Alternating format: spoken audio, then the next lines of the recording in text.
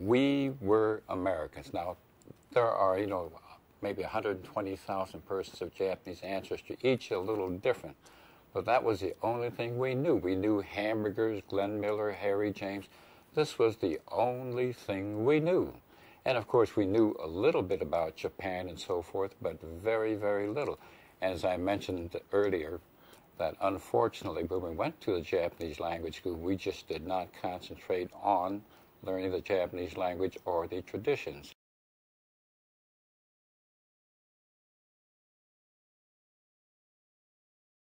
My father, I guess, was not such a very important person. He wasn't picked up on December 7th.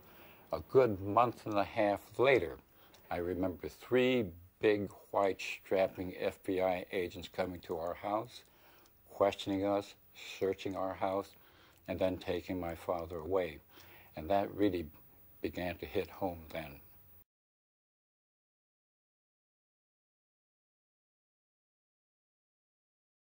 We just kind of guessed. For example, we took kendo, that's Japanese fencing, and he was always very interested, and he would come to watch us and take us to tournaments and so forth. And we think maybe, just maybe, his involvement in that, and possibly the fact that at one time he was a big businessman in Little Tokyo. So that's the only thing that we can think that might have put him on the ABC list, very low down on the C list.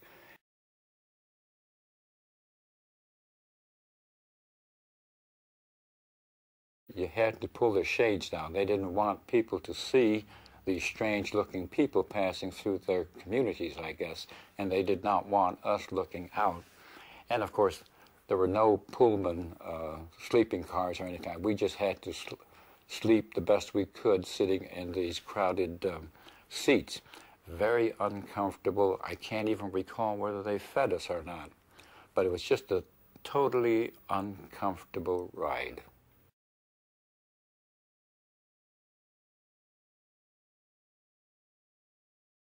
There were a few families there before us, but arriving there by train and then getting off, and you just see a lot of unfinished barracks, mud all over the place, and people finally showed us where we were to go and finally settled in there. But it was just a totally different kind of setting from sunny Southern California.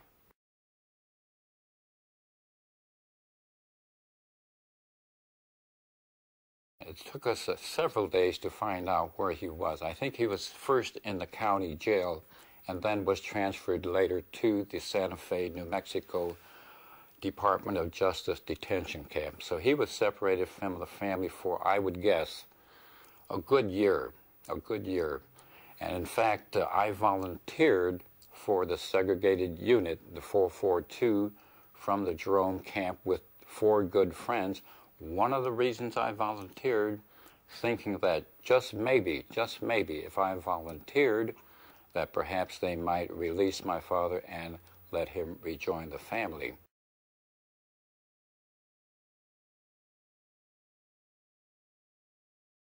And I remember saying that the total disappointment, all the years we have attended school, we had learned about this great democracy, this great Constitution, and it was such a disappointment that it really did not exist.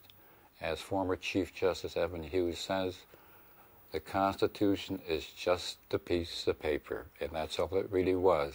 Although if you have a vigilant community, citizenry, well-informed, then of course that Constitution can be a living instrument. But at that time, it was just a piece of paper to me.